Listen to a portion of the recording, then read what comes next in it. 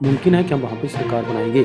और जब कांग्रेस को लगा कि दिल्ली के अंदर अगर आम आदमी पार्टी की सरकार ज़्यादा देर तक रहेगी तो काफ़ी सारा उनको डैमेज हो जाएगा, पॉलिटिकल डैमेज हो जाएगा। आम आदमी पार्टी का मैनिफेस्टो, आम आदमी पार्टी की लाइन, आम आदमी पार्टी की पॉलिटिकल प्रोग्राम सिर्फ दिल्ली तक सीमित नहीं है। जिस धर्म से वो बिलोंग करते हैं उनके लिए यात्रा का प्रोविज़न रखा गया है। आप जाओ, एंजॉय करो, आपकी जो बची खुची ज़िंदगी है।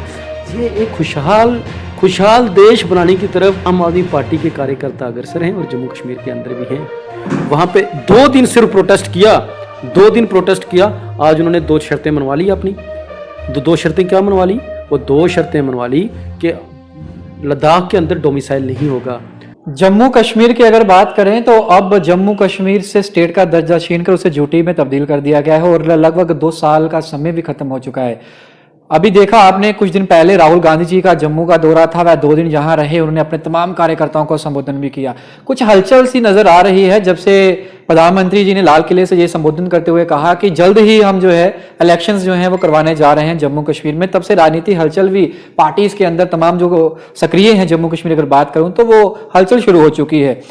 इसी से जुड़ा हुआ आज हमारा विषय है और हमारे साथ बात करने के लिए एक ऐसी पार्टी के एक ऐसे नेता हैं जो जिन्हें हमने पहले भी सुना है, लेकिन ये पार्टी की अगर बात करूं तो एक ऐसा लीडर जो कभी राजनीति में उसका कोई लेना देना नहीं था, अपनी जॉब कर रहे थे, वहां से उन्होंने छोड़ा, राजनीति में आए, एक आंदोलन के साथ जुड़े, वहां से अपनी पहचान बनाई। और दिल्ली की अगर बात करूं, एक ऐसी सिटी यहाँ पर कोई सपना ले सकता है कि मैं उस राजनीति में जाऊंगा, एक वहां पर सीएम की कुर्सी पर बैठूंगा। वहां पर एक बार नहीं, उस जनता ने इतना प्यार दिया कि वो दूसरी बार भी उस कुर्सी पर विराजमान है और वहां पर बड़ी भांति काम भी कर रहे हैं। मैं बात कर रहा हूं अरविंद केजरीवाल जी की। जी हाँ, आम आदमी पार्टी के ऑफिस में हूं। जम्मू की अगर बात करूं तो वहीं के कन्वेयर जो जम्मू प्रोविंस के हैं, ओम प्रकाश खजूरिया जी हमारे साथ हैं, क्योंकि आम आदमी पार्टी का विस्तार जम्मू में भी काफी अच्छे और जोरों शोरों से चल रहा है। क्या कुछ रणनीति है, क्या कुछ जो मैनिफेस्टो है, अगर इलेक्शन का बिगुल बजता है, ये लोगों को और संबोधन करते हुए लोगों के पास जाएंगे, वोट की अपील करेंगे कि अगर आप हमें वोट करते हैं तो हम आपके ये मसला जो है इनको हल करने की पूरी कोशिश करेंगे। तो आइए सीधी बातचीत इन्हीं से करते हैं। सर, पहले तो आपका स्वागत है बाहु एक्सप्रेस। धन्यवाद जी, धन्यवाद शुभम जी। सर, पहला सवाल आपसे ये रहेगा, आम आदमी पार्टी की अगर बात करें, पहले इलेक्शंस जब हुए पंजाब में देखा गया, वहां पे वो निकल के बाहर आई, आम आदमी पार्टी ने इलेक्शंस लड़ी। उसके बाद जब इलेक्शंस बाकी स्टेट्स में हुए, आम आदमी पार्टी लड़ती हुई नजर नहीं आई थी।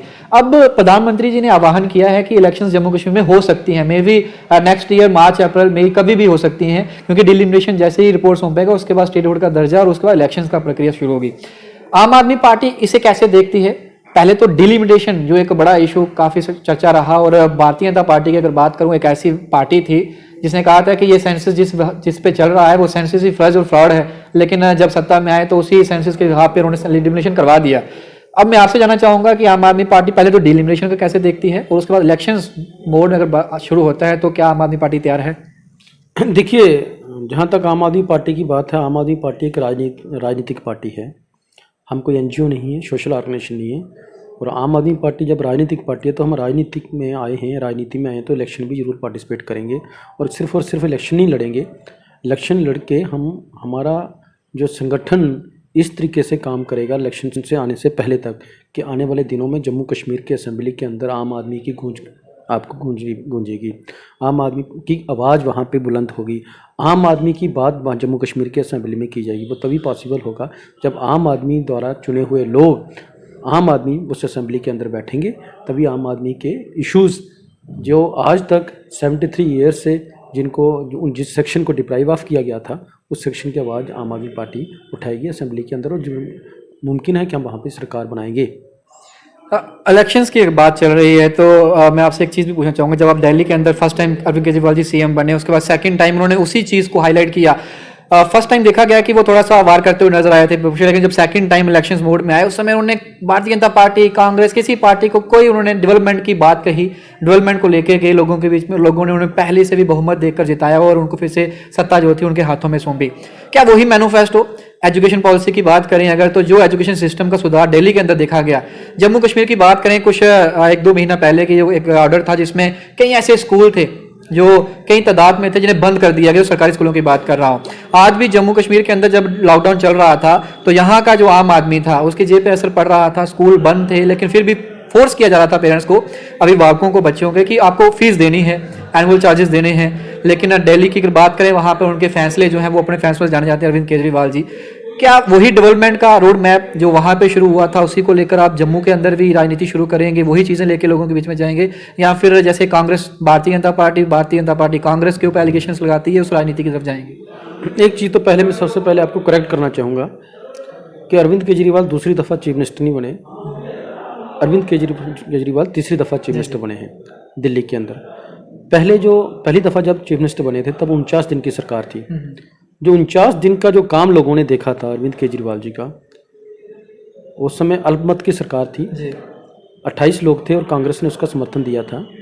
और जब कांग्रेस को लगा कि दिल्ली के अंदर अगर आम आदमी पार्टी की सरकार ज़्यादा देर तक रहेगी तो काफ़ी सारा उनको डैमेज हो जाएगा, पॉलिटिकल डैमेज हो जाएगा, तो 49 दिन के बाद कांग्रेस ने अपना समर्थन वापस ले लिया था।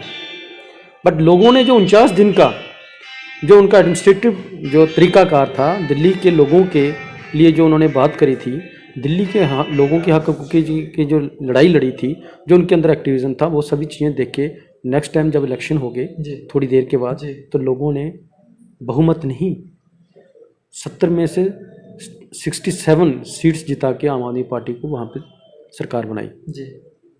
अब बात आ गई कि आम आदमी पार्टी का मैनिफेस्टो क्या है, आम आदमी पार्टी का पॉलिटिकल लाइन क्या है, आम आदमी पार्टी का पॉलिटिकल प्रोग्राम क्या है। आम आदमी पार्टी का मैनिफेस्टो, आम आदमी पार्टी की लाइन, आम आदमी पार्टी की पॉलिटिकल प्रोग्राम सिर्फ दिल्ली तक सीमित नहीं है। ये पार्टी का चुनावी मैनिफेस्टो नहीं, पार्टी का मैनिफेस्टो है कि देश के अंदर जब तक हम ह्यूमन रिसोर्सेज की डेवलपमेंट नहीं करेंगे, जो हमारे जो संसाधन है, मानव संसाधन है, उसकी डेवलपमेंट नहीं, उनका विकास नहीं होगा, तब तक कोई भी देश तरक्की नहीं कर सकता। अब ह्यूमन रिसोर्सेज डेवलपमेंट कैसे हो जाएगी? ह्यूमन रिसोर्सेज की डेवलपमेंट होती है एजुकेशन और हेल्थ के साथ, दोनों चीज़ें जरूरी हैं ह्यूमन रिसोर्सेज की। जब ये दोनों चीज़ों से ह्यूमन रिसोर्सेज की डेवलपमेंट हो जाती है तो ऑटोमेटिकली टेक्नोलॉजी जन्म लेती है। और जब टेक्नोलॉजी जन्म लेती है तो आपके सामने एक एग्जाम्पल है, जापान के पास कोई नेचुरल रिसोर्सेज नहीं है। उसके बाद अगर जापान ने सबसे बड़ी इन्वेस्टमेंट करी, हालांकि वहाँ पे सेकंड वर्ल्ड वॉर में वहाँ पे हिरोशिमा नागासाकी के ऊपर बम गिराए गए, उसके बाद भी आज दुनिया का सबसे विकसित और टेक्नोलॉजी में सबसे एडवांस देश है, तो उसी वजह से हुआ है कि उन्होंने सबसे बड़ी जो इन्वेस्टमेंट करी वो ह्यूमन रिसोर्सेज के ऊपर इन्वेस्टमेंट करी। और आज उसी लाइन के ऊपर आम आदमी पार्टी भी देश के अंदर चाहती है कि ह्यूमन रिसोर्सेज की डेवलपमेंट हो जाए और अपने आप एक नई टेक्नोलॉजी जन्म लेगी और देश एक जिसको हम राष्ट्र निर्माण की बात करते हैं और राष्ट्र निर्माण की तरफ अग्रसर होगा। अब आ जाए जम्मू कश्मीर की बात। जम्मू कश्मीर में भी वही मैनिफेस्टो, वही पार्टी प्रोग्राम जिसके अंदर हम देश के अंदर चाहते हैं कि जहां देश का बचपन सड़कों के ऊपर, रोड के ऊपर, चौराहों के ऊपर भीखना मांगे, वो देश का बचपन स्कूल के अंदर हो। देश के बुजुर्गों को उनके जो बुनियादी सुविधाएं हैं उनको हेल्थ फैसिलिटी से भी डिप्राइव ऑफ ना हो। देश के बुजुर्ग अपना जो बाकी की ज़िंदगी जो है, एक सीनियर सिटीजन्स एक अच्छे माहौल में जिएं। उनके लिए दिल्ली के अंदर उनके लिए जिस धर्म से वो बिलोंग करते हैं उनके लिए यात्रा का प्रोविज़न रखा गया है। आप जाओ, एंजॉय करो, आपकी जो बची खुची ज़िंदगी है। ये एक खुशहाल देश बनाने की तरफ आम आदमी पार्टी के कार्यकर्ता अग्रसर हैं और जम्मू कश्मीर के अंदर भी हैं। बात अगर भारतीय जनता पार्टी की करें, जम्मू की अगर बात करें तो पिछली दफा जब इलेक्शंस रहे तो यहाँ पर उनके काफ़ी एमएलए जो थे तादाद में जीत के, जम्मू की अगर बात करें तो वो सामने आए थे। अब एक बार फिर से जब इलेक्शंस मोड में आए हैं तो वो सक्रिय हो चुके हैं, उन्होंने ऑर्डर्स दे दिए हैं कि अब इलेक्शंस आने वाले हैं तो अब अपनी कॉन्स्टिट्यूंसी में जाके लोगों को आप जाइए। लेकिन हालांकि चेहरे बदले जा सकते हैं, कुछ भी हो सकता है, वो उनकी अपनी रणनीति रहेगी। लेकिन जो आह्वान किया गया है मंच से वो ये है कि इस बार 55 पार 55+ का टारगेट दिया गया है। लगता है कि भारतीय जनता पार्टी फिर से लोग उनको उस तरीके से एक बार फिर से चांस देंगे, सेकंड टाइम फिर से अपॉर्चुनिटी उनके हाथ में देंगे कि आप सरकार थंबे, या फिर आपके लिए आम आदमी पार्टी के लिए राह आसान है क्योंकि Bharatiya Janata party, Congress, NC, PDP, इतनी पार्टियां जो हैं वो सामने हैं और आप उसी मैनिफेस्टो के साथ आएंगे जो मैनिफेस्टो आपने दिल्ली में लॉन्च किया था। दिल्ली में जो मैनिफेस्टो है वो पार्टी का एक प्रोग्राम है जी। अब जम्मू में अलग मैनिफेस्टो होगा, इलेक्शन मैनिफेस्टो। मैंने कहा एक इलेक्शन मैनिफेस्टो होता है, एक पार्टी मैनिफेस्टो होता है। पार्टी मैनिफेस्टो का मैंने बता दिया। पार्टी मैनिफेस्टो क्या है? देश के अंदर सभी नागरिकों को वो मूलभूत सुविधाएं जो हमारे कॉन्स्टिट्यूशन ने हमें दी हैं, एक वेलफेयर स्टेट के अंदर एक नागरिक के जो उसकी जो सुविधाएं हैं, जो नागरिक को जो हमने उनके राइट्स हैं, जो फंडामेंटल राइट्स हैं, या उनसे जो ड्यूटीज़ हैं, उनके ऊपर काम किया जाएगा। अब जब जहाँ तक जम्मू कश्मीर की बात है, आप मुझे बताइए, पिछले 2 दिन आप देख लीजिए, जम्मू कश्मीर के अंदर जम्मू कश्मीर को ही तोड़ के लद्दाख को एक यूटी बनाया गया था, यूनियन टेरिटरी बना दिया गया था। आज लद्दाख के लोगों ने वहाँ पे 2 दिन सिर्फ प्रोटेस्ट किया, 2 दिन प्रोटेस्ट किया। आज उन्होंने 2 शर्तें मनवा ली अपनी। 2 शर्तें क्या मनवा ली? वो 2 शर्तें मनवा ली कि लद्दाख के अंदर डोमिसाइल नहीं होगा, लद्दाख के अंदर वही स्टेट सब्जेक्ट जो है, वही स्टेट सब्जेक्ट लद्दाख के अंदर उसको ही मान्यता दी जाएगी, उसको ही वहां सिटीजन सर्टिफिकेट होगा, मनवाया जाए। दूसरा उन्होंने एक चीज और शर्त मनवा ली वहां से, इसके अंदर सरकार से। वो शर्त क्या थी कि वहां की जो नौकरियां हैं, सरकारी नौकरियां हैं, वो सीमित रहेंगी किन किन लद्दाख के लोगों तक। अब जो जम्मू के लोग 370 टूटने के बाद जो सेलिब्रेट कर रहे थे, इन्होंने सेलिब्रेशन बनाया था, अब उनको बोलो क्या इस पे आंदोलन करोगे आप? जैसे लद्दाख के लोगों ने, उन्होंने लद्दाख के अंदर भारतीय जनता पार्टी के एमएलए और इसको एमपी को भी नजरअंदाज करके ये प्रोटेस्ट किया और मनवाइयां, अपनी शर्तें मनवाई। क्या भारतीय जनता पार्टी के लोग आज जम्मू कश्मीर में वो जो यूटी लद्दाख के अंदर, जो यूटी के अंदर जो फैसले लिए गए, क्या जम्मू कश्मीर के लिए लड़ेंगे? आम आदमी पार्टी लड़ेगी। आम आदमी पार्टी ये चाहती है कि जम्मू कश्मीर के अंदर जिस तरीके से लद्दाख के अंदर आपने किया है, वो डोमिसाइल सर्टिफिकेट की जगह वो परमानेंट सिटीजन सर्टिफिकेट जो है, जो महाराजा के टाइम का है, महाराजा ने रिकमेंड किया हुआ है, वो सर्टिफिकेट जम्मू कश्मीर लोगों को नहीं होनी चाहिए। हमारी जो जमीन जम्मू कश्मीर के, वो लद्दाख में इन्होंने कह दिया क्योंकि बाहर का जमीन नहीं खरीद सकता, फिर जम्मू कश्मीर में क्यों नहीं? अगर लद्दाख में आपने दे दिया कि जिस नौकरियां सिर्फ IPS IAS ऑफिसर छोड़ के, तो बाकी नौकरियां वहां के लोगों, लद्दाख के लोगों के लिए, जम्मू कश्मीर के लोगों के लिए क्यों नहीं? जम्मू कश्मीर के अंदर आप देख लो, पिछले दिनों माइनिंग के ऊपर सबसे ज्यादा, अगर ये जम्मू कश्मीर के व्यापार के ऊपर किन लोगों का कब्जा हो गया है 2 साल के अंदर? पंजाब, हरियाणा, इन लोगों के वहां का कब्जा हो गया। क्या माइनिंग के ऊपर जम्मू कश्मीर के लोगों का अधिकार नहीं होना चाहिए? जहाँ के जम्मू कश्मीर के अंदर अभी आपने रिसेंटली इन्होंने एक फरमान जारी किया है कि बार, जो जितनी बार हैं, जो जहाँ पे बार्स हैं, जो बार्स का आपको हर साल में लाइसेंस रिन्यू करवाया जाएगा और उसके ऊपर 23 फॉर्मेलिटीज हैं। आप जो 23 फॉर्मेलिटीज कौन लोग पूरे करेंगे? जितनी बार्स हैं, क्या उनके सामने पार्किंग है? इसका मतलब आप बिग प्लेयर्स को लाना चाहते हैं और जम्मू कश्मीर के ट्रेडर्स को आप नजरअंदाज करना चाहते हैं। ये आम आदमी पार्टी बर्दाश्त नहीं करेगी। आम आदमी पार्टी जम्मू कश्मीर के ट्रेडर्स के साथ है, आम आदमी पार्टी जम्मू कश्मीर के छोटे व्यापारियों के साथ है, छोटे कारोबारियों के साथ है, छोटे इंडस्ट्रियलिस्ट के साथ है, उन लोगों के साथ है। आम आदमी पार्टी नौजवानों की हक हकूक की बात करेगी कि इनकी नौकरियां इनके लिए सीमित होनी चाहिए, बाहरी लोगों के लिए नौकरियां नहीं होनी चाहिए। क्यों नहीं होनी? अगर आप लद्दाख में कर सकते हो, जो जम्मू कश्मीर का हिस्सा काट के आपने यूनिटी बनाई, तो जम्मू के लिए क्यों नहीं? जम्मू कश्मीर के लिए क्यों नहीं? क्यों जम्मू कश्मीर के लोगों के साथ, ट्रेडर्स के साथ इस तरीके का दुगला व्यवहार हो रहा है? क्यों आप बहरूनी जो बड़े सरमायादार को जम्मू कश्मीर में ला रहे हो? क्या जम्मू कश्मीर का, अब मुझे बताइए, एक बार के सामने उन्होंने फॉर्मेलिटी रखी है कि आपकी इतनी गाड़ियां खड़ी होने की पार्किंग होनी चाहिए, नहीं तो आपको लाइसेंस रिन्यू होगा।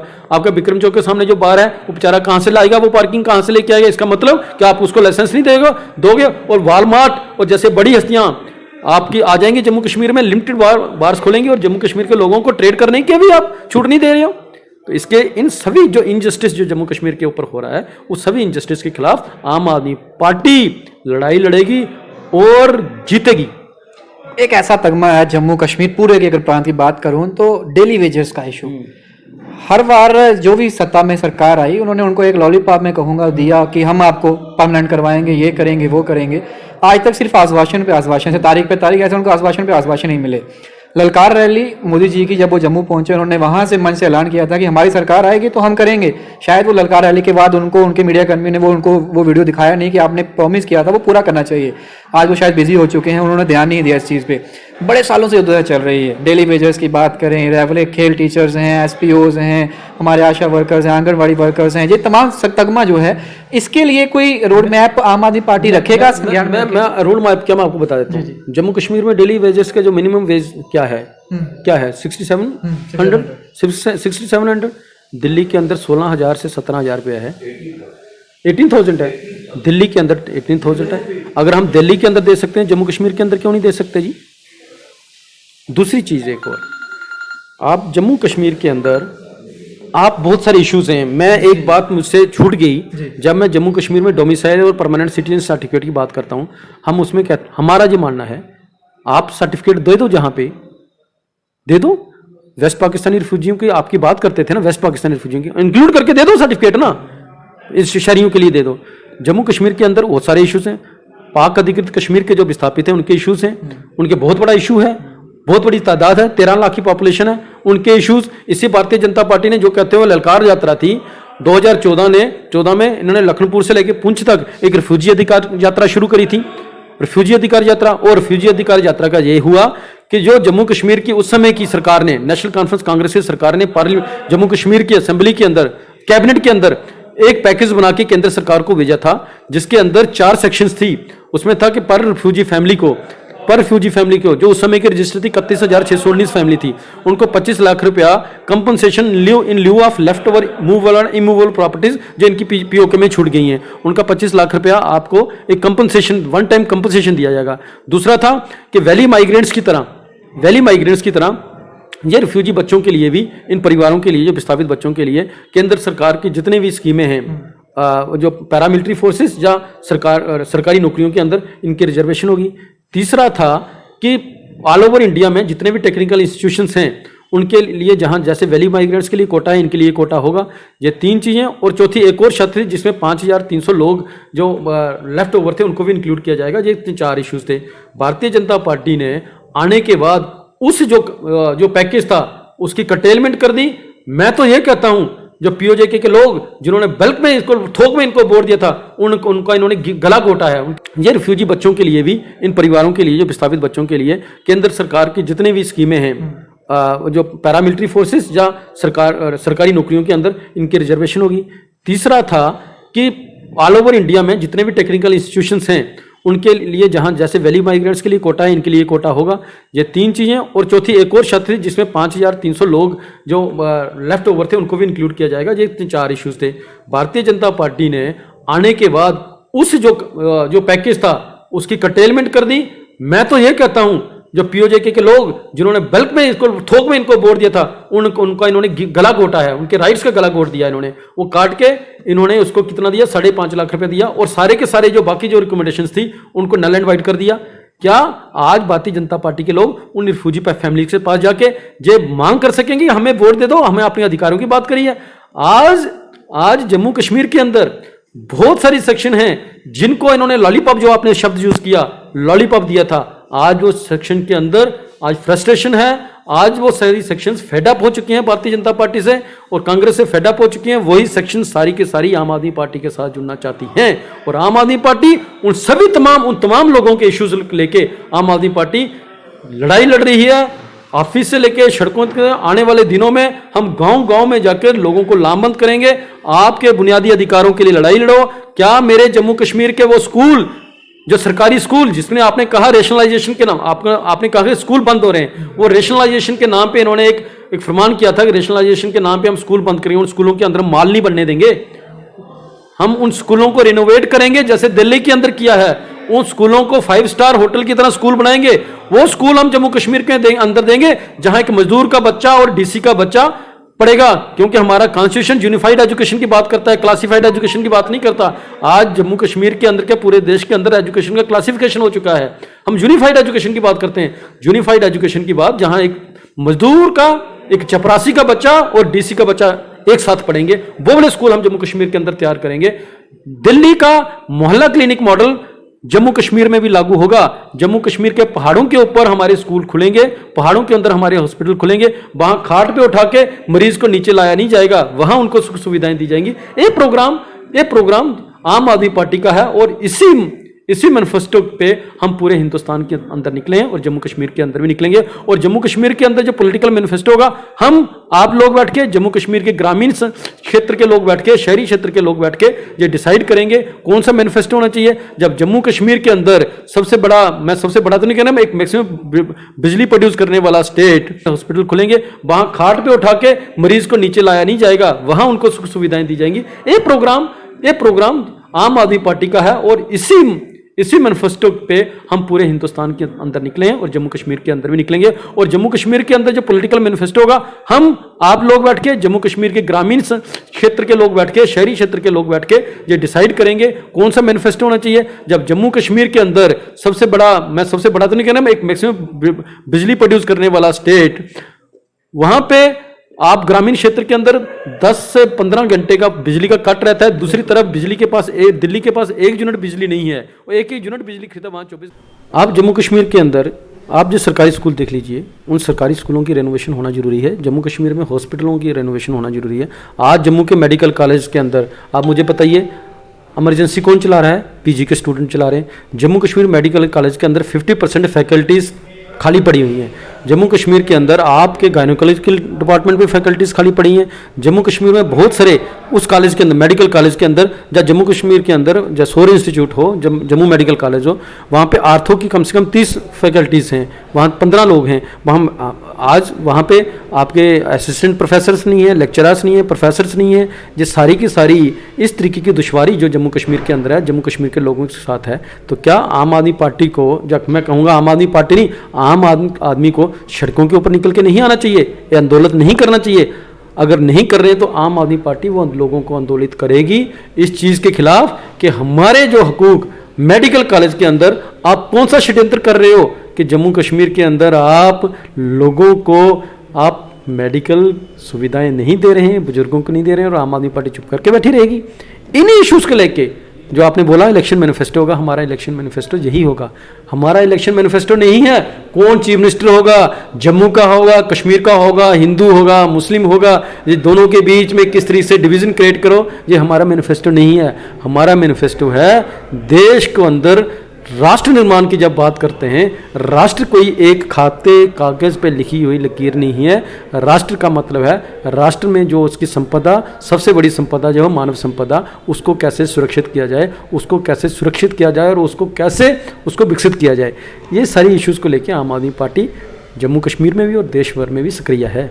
एक आखिरी सवाल है आपसे, और कुछ मैं चाहूँगा संक्षेप में आप इसका उत्तर भी दे दें। जम्मू के कश्मीर की बात में अभी डेवलपमेंट कार्य चल रहे हैं, रोडवेज आप देखें वहाँ पे बड़े सारे रिंग रोड्स बन रहे हैं, फ्लाईओवर्स बन रहे हैं। अभी एक नितिन गडकरी ने कुछ दिन पहले ट्वीट किया है कि सांबा से शायद पठानकोट एक फ्लाईओवर और 6 लेन जो है वहाँ से शुरू होगा, कुछ घंटों की दूरी अब कुछ पलों में हो जाएगी, कुछ घंटों की। तो ये सारी चीज़ें हैं, लेकिन एक चीज़ जो है लोगों को दिक्कत का सामना करना है, पूरा टोल प्लाजा। ये भारतीय जनता पार्टी के वही नेता हैं जब इनके घरों के सामने वो लग रहे, जब विपक्ष में थे ये उखाड़ने के लिए सड़कों पर थे कि हम लगने नहीं देंगे। और आज भी जब उनसे सवाल पूछा जाता है वो तमाम लोग यही कहते हैं कि हमारा सीएम होगा तो सब उखाड़ फेंकेंगे, यानी कि प्रधानमंत्री इनके और यूटी में गवर्नर रूल इनका और 24 एमएलए इनको दिए, उसके बावजूद भी ये अभी भी लोगों को कह रहे हैं कि हमारा सीएम होगा तो हम फिर करेंगे। साथ में महंगाई, ऊपर से टैक्स पेयर, यानी कि मिडिल क्लास फैमिलीज का सर्वाइवल अब जम्मू कश्मीर के अंदर उतना नहीं दिख रहा जिस तरीके से पहले। जो इससे अच्छा तो वो सरकारें थी जब इंसान 65-70 रुपए में तेल लगाता था और कहीं करता था। आज के दिन में अगर कोई जाना है कहीं अपनी बाइक भी निकालना हो तो 10 बार सोचता है कि बाइक निकालूं कि ना निकालूं। तो क्या आम आदमी पार्टी, जैसे हमने कहा तमाम चीज़ें हैं, ये क्योंकि एक ऐसा इशू है जो बेसिक इशू, अगर कहीं इंसान की जॉब लगी है, ग्रेजुएट लाइफ में जाना आना है तो ये चीज़ रहेगी। मैं आपको जवाब दे दूं। आपने कहा आम आदमी पार्टी एक सिर्फ पॉलिटिकल पार्टी है, एक अल्टरनेटिव पॉलिटिक्स है जी। अब अल्टरनेटिव वैकल्पिक राजनीति, वैकल्पिक आर्थिक नीतियाँ, वैकल्पिक सामाजिक नीतियाँ, वैकल्पिक पॉलिसीज हमारी हैं जो है आम आदमी पार्टी, मतलब अल्टरनेटिव, हमारी अल्टरनेटिव पॉलिटिक्स है। अब कैसे आप टोल प्लाजा उखाड़ोगे? अब देश भर की सड़कें आपने, नेशनल हाईवेज आप प्राइवेट हाथों में दे रहे हो, तो प्राइवेट लोग आपकी सेवा करने के लिए आएंगे। ये आपने एक टोल प्लाजा, आपके जो दूसरे लिंक रोड हैं वहाँ पे भी टोल प्लाजा लगने वाले हैं।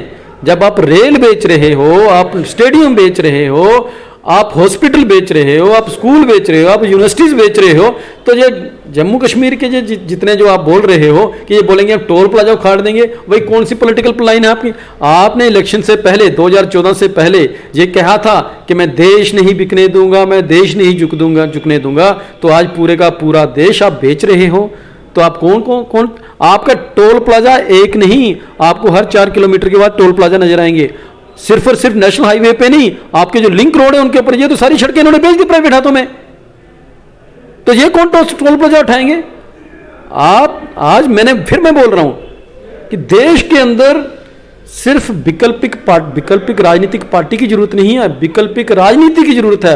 वो विकल्पिक राजनीति जन्म ले चुकी है दिल्ली के अंदर, जिसके पास विकल्पिक नीतियां हैं, वो विकल्पिक किताब है, हमारे पास वो किताब है। लेकिन वहां भी अरविंद केजरीवाल जी कई बार ये सुनाई देते हैं, कहते हुए बोलते हैं कि बड़ी सारी फाइल्स हैं जो गवर्नमेंट कार्य की एलजी ऑफिस में पड़ी हुई हैं, अगर शायद वो अभी तक हो गई होती, पास वहां से हो गई होती, तो अब दिल्ली का नक्शा ही हम बदल देते, लेकिन अभी तक वो अटकी हुई हैं। कोई ऐसी अटकलें जम्मू कश्मीर के अंदर आज सत्ता में आते हैं तो वो चीजें जहां तो नहीं देखने को मिलेंगी कि भारतीय जनता पार्टी पे बाद में एलिगेशन लगे कि ये नहीं करने दे रहे, या कांग्रेस नहीं करने दे रही, एनसी नहीं करने दे रही। देखिए जम्मू कश्मीर के अंदर और दिल्ली के अंदर रिसेंटली जो डेवलपमेंट हो रखी है, वो लगभग जहाँ भी एलजी ही है, जब तक स्टेटहुड का दर्जा नहीं मिलता, ठीक है, जब तक स्टेट नहीं आती तब तक ये एलजी ही के आगे ही आपको जाके गिड़गिड़ाना पड़ेगा। इसके लिए जम्मू कश्मीर के लोगों को भी लड़ाई लड़नी पड़ेगी स्टेटहुड के लिए। आम आदमी पार्टी तो लड़ रही है, स्टेटहुड की हमें भी बात करनी चाहिए। जहाँ तक दिल्ली के अंदर है, दिल्ली के अंदर जो चीफ मिनिस्टर है वो सिर्फ चीफ मिनिस्टर नहीं है, वो एक एक्टिविस्ट है। उसको पता है कि मुझे कहाँ से आए दिन सुप्रीम कोर्ट से, दिल्ली हाई कोर्ट से गाइडलाइन लेके उनको बताया जा रहा है कि दिल्ली के चीफ मिनिस्टर की पावर्स क्या हैं। देखिए जम्मू कश्मीर के अंदर और दिल्ली के अंदर रिसेंटली जो डेवलपमेंट हो रखी है, वो लगभग जहाँ भी एलजी ही है, जब तक स्टेटहुड का दर्जा नहीं मिलता, ठीक है, जब तक स्टेट नहीं आती तब तक ये एलजी ही के आगे ही आपको जाके गिड़गिड़ाना पड़ेगा। इसके लिए जम्मू कश्मीर के लोगों को भी लड़ाई लड़नी पड़ेगी स्टेटहुड के लिए। आम आदमी पार्टी तो लड़ रही है, स्टेटहुड की हमें भी बात करनी चाहिए। जहाँ तक दिल्ली के अंदर है, दिल्ली के अंदर जो चीफ मिनिस्टर है वो सिर्फ चीफ मिनिस्टर नहीं है, वो एक एक्टिविस्ट है। उसको पता है कि मुझे कहाँ से आए दिन सुप्रीम कोर्ट से, दिल्ली हाई कोर्ट से गाइडलाइन लेके उनको बताया जा रहा है कि दिल्ली के चीफ मिनिस्टर की पावर्स क्या हैं। दिल्ली की गवर्नमेंट चीफ मिनिस्टर है। तो इसी तरीके से मैं क्या कह रहा हूँ, आम आदमी पार्टी के जो कार्यकर्ता हैं ना, वो रेवोल्यूशनरी कार्यकर्ता हैं, वो इनकलाबी लोग होते हैं। उनको लड़ाई लड़नी भी आती है, कलम से भी, लठेर से भी और मुंह से भी लड़ाई लड़नी आती है। आम आदमी पार्टी के कार्यकर्ताओं को वो सभी लड़ाइयाँ लड़के जम्मू कश्मीर के लोगों के हक हकूक़ की उनको मुहैया करवाए जाएंगे। एक सवाल तमाम लोगों के जो वहाँ पर एक सवाल बहुत चर्चित है इन दिनों कि आखिरकार जम्मू कश्मीर का सीएम कौन होगा। तमाम लोग सामने आ रहे हैं कि हमारी पार्टी से। आम आदमी पार्टी भी क्या उस तरफ देख रही है कि इलेक्शंस होंगे तो सीएम आम आदमी पार्टी का भी हो सकता है। Our is a parliamentary democratic system, हमारा जो पार्लियामेंट्री डेमोक्रेटिक सिस्टम है, जहाँ पे चीफ मिनिस्टर या प्रधानमंत्री के चुनाव नहीं होते। चेहरा लेकिन अरविंद केजरीवाल, सुनिए मेरी बात ना, आप पहले पूरी बात सुनिए। जहाँ प्रधानमंत्री की और चीफ मिनिस्टर के चुनाव नहीं होते, जहाँ एमएलए की और मेंबर पार्लियामेंट के चुनाव होते हैं, वो चुनते हैं अपना लीडर चुनते हैं। जो लीडर चुनते हैं हाउस का वो होता है, कौन होता है, प्राइम मिनिस्टर होता है या चीफ मिनिस्टर होता है। हम उस पार्लियामेंट्री डेमोक्रेटिक सिस्टम में जी रहे हैं। हमारी पार्टी वो उस पार्लियामेंट कॉन्स्टिट्यूशनल जो हमारा है उसको मद्देनजर रख के बात करेगी। हम इलेक्शन, मैंने क्या बोला, हम कहाँ, क्या देश के अंदर प्रधानमंत्री के डायरेक्ट इलेक्शन होते हैं? क्या होते हैं? नहीं ना होते। चीफ मिनिस्टर के डायरेक्ट इलेक्शन होते हैं। जब नहीं होते तो हम एमएलए के इलेक्शन करते हैं, एमएलए चुनते हैं अपना लीडर कौन होगा। चलिए बहुत बहुत शुक्रिया, आपने अपना कीमती समय दिया और खास बातचीत में हमारा हिस्सा बने। Thank you, thank you.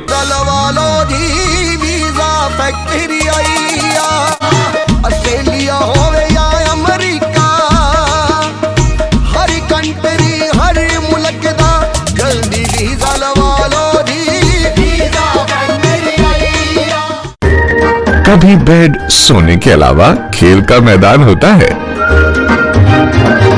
खाने की मेज पर खाने के अलावा अपनों का साथ होता है। इसीलिए तो हम कहते हैं कि एक मकान घर तब बनता है जब वो KS फर्नीचर से सजता है।